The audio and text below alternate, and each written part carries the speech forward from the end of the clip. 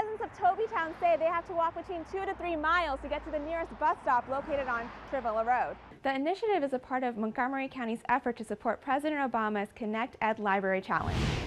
Welcome to our show. Our guest is a journalist, and she's a Bangladeshi origin, Maureen Chowdhury. Let me introduce you with Maureen Chowdhury. How are you? Good, how are you? Welcome to our show. Thank you so much. You were born in the United States, and you grew up in Maryland. You went to school here, and then you did your first degree, university degree, from American University in broadcast journalism. So what made you choose broadcast journalism? Well, when I was in high school and growing up, I always enjoyed history and literature, and so when I decided to pick a major, journalism just seemed like a natural path because that combined the two subjects. But also after 9/11, I saw a lot of false portrayals of Muslim Americans on broadcast television, and so my thought process was if I could get into those spaces, into those newsrooms or into a newsroom, I could probably help combat some of those false narratives because my background and my knowledge would be useful. Two interesting things. One is the connection with journalism, the history and literature. These two things are so connected to journalism. Many people don't know or don't realize that. Can you explain that a little bit more? History is very important in journalism because you need to understand for politics or our government, you have to understand why we are here right now, what is making our country tick. So history is a very crucial part of journalism, whether it's the Constitution or wars. You need to understand the history in order to have context into present day news. In literature, you have to know how to write and you have to be able to comprehend in a very sophisticated way topics. So the Supreme Court, if you have a judge being nominated, you need to know the history of why this court is so important, or you have different decisions made by the Supreme Court. You need to understand the context on a high level, and then you have to present that to an audience that may not understand high level things, but you have to present it in a very concise way, and that's why being a good writer and understanding history and being able to present and combine the two is so important in journalism. I think this is something young upcoming journalists should bear in mind, that choosing your words very carefully and so that people can understand complicated things, and also choosing the wrong word can be misinterpreted in 1,000 ways. That is so important. A journalist is actually holding such a responsible place in society, that by choosing the wrong word can cause so much trouble. That's very important. So literature gives you that strength to understand the power of language and words, and history is also very important. And I hope that people who are watching today, journalists especially, they will realize how important it is to understand language, know language, command of language, and history, these two things. One other thing you mentioned is false narrative during the 9/11 and later. Can you tell us more about the false narrative? I think if you look back, a lot of Bangladeshi Americans, I'm a first generation American, my parents immigrated here, and so after 9/11, what being a Muslim American is and what was being shown on TV was wrong. I didn't have somebody representing my background. You saw people being brought on that were maybe a little bit more fundamentalist or more looking at American Muslims in more of a stereotypical way. Now you're seeing, now that my generation, we've grown up, I was 11 during 9/11, and a lot of my generation, we were still in school. We still weren't able to create our own story. And now what you're seeing are American Muslims, even South Asian Muslims, being able to go on air, being able to write stories and tell their side of what it means to be an American Muslim, and not because something terrible happened, but because we're just an integral part of this society.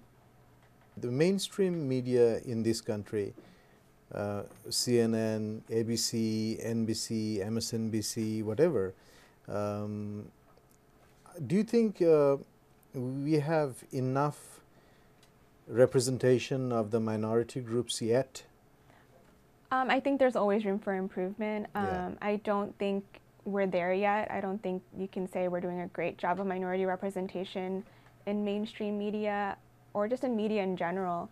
I think just highlighting a few people who happen to be African American or South Asian American doesn't mean you're doing a good job of building up your editorial team to be diverse and representative. You look at the 2020 coverage.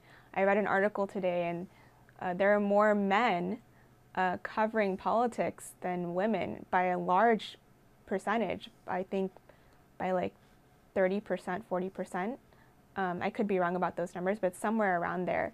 And that's not okay. We have a very diverse presidential Democratic pool, 20 candidates. There are women, there are women of color, there are men of color, and in order to cover that, you need to have diverse newsrooms so you can represent their story, but also the people who are going to vote for them, because they're also going to be diverse too. But we haven't seen a Muslim candidate yet. No. Presidential candidate, a Muslim candidate, not yet. Not yet, no. You know, Hillary ran for presidency, and she was a woman, and she lost. What do you think of that? I think Hillary Clinton's presidential run was historic in itself. You know, we never had a woman make it so far in America to even compete for the presidency. You had women who would come into the primaries, and that's as far as they would get. They would never be a contender. And while if she had won, that would have been historic. I think to look at her run and that fact that she was able to crack the glass ceiling, as we like to say, or shatter it a little bit, you need to look. She kind of paved the pathway to have so many women candidates now. We have Kamala Harris, we have Kristen Gillibrand, Amy Klobuchar.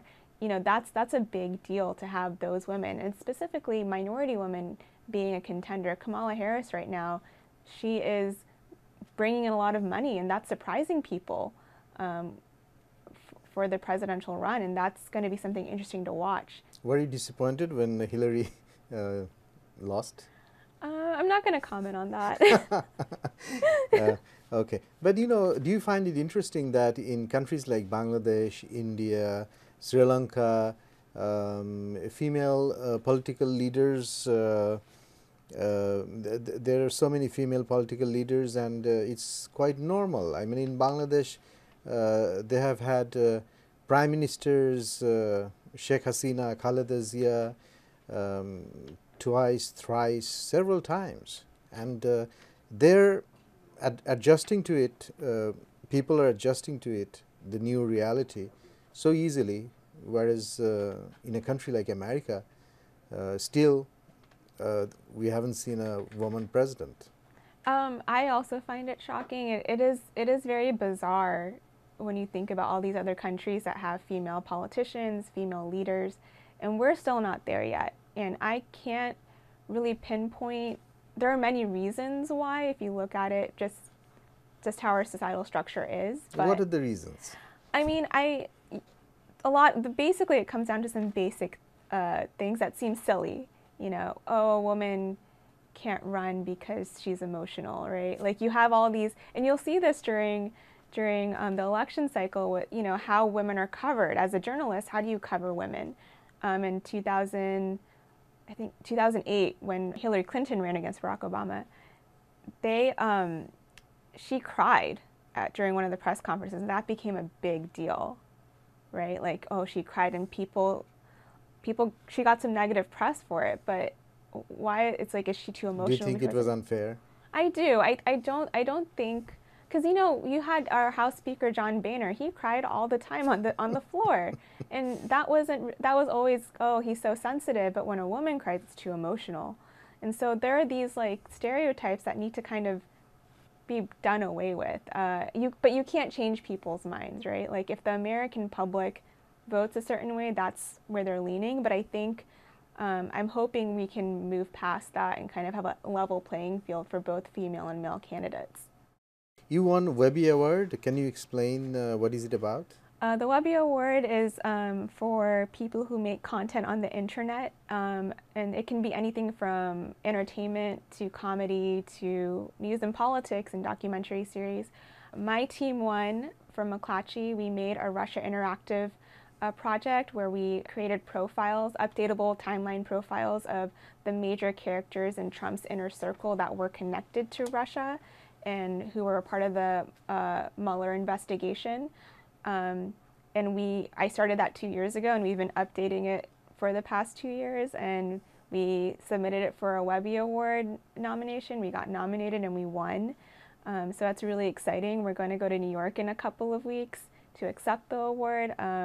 It's really an honor to be nominated for your work with my team. So this interactive, updatable stories, do you think this is the future of journalism? I think that's a component of it, yes. I think audience interaction with news is very important. I think people consume news in a different way. I think visual journalism is crucial moving forward. I think interactive journalism is a good way to get audiences engaged. So yes, I think it's a really cool way to get new audience members and retain them for our websites. When you go to universities and study journalism, sometimes they say that people have been dumbed down by media, like compared to 30 years ago, 40 years ago. People were more intellectual. Now people are less intellectual. People simplify everything. And do you agree with that there is a dumbing down? I wouldn't say dumbing down. I think more people just have access to news, and I'm not sure what you mean by dumbing down, but in the sense that as a journalist, you should always try to make all of your topics readable by the largest audience possible. So yes, you might need to simplify things, but context should always be there, you know. Maybe you don't need to read a 500-word article about something that's super dense, but reading even a 1,000-word article, maybe you just need like a few paragraphs to tell you what it's about, who, what, when, where, and why, right? Those are the basic questions you need to answer as a journalist.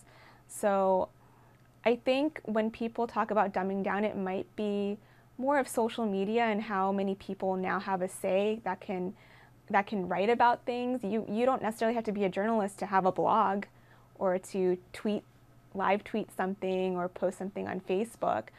I think it's more of like there are more voices out there that could be more inaccurate than there was before because more people have access to the internet, to writing news, to making news.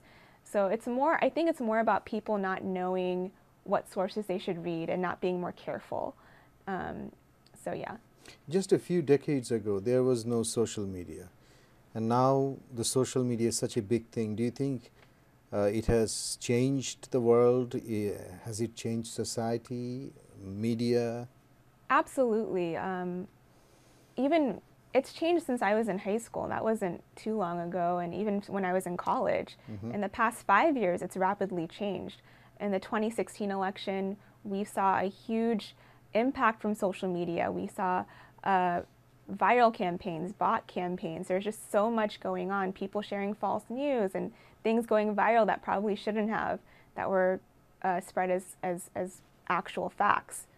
So I think social media has changed how we consume news and how we share news. And that's both great in the sense that you have a larger audience. It's more of a global audience than just, you write something in the United States. That doesn't necessarily mean that only people in the US will read it. There can be people from all over the world, even Bangladesh, reading your stories, even if it's from the US. That's great, but you need to make sure that the news is verifiable, that what's being shared is true. And now we're seeing Facebook and Twitter, those companies really taking a deep look into how they can be better companies, more social advocates for factual news, because there was so much that went wrong in 2016 that you're looking at, we're looking back now and we're like, how did we let that happen? How do we not put more regulations or more rules or more context into these posts? You have hobbies like reading and dancing. What kind of books do you read?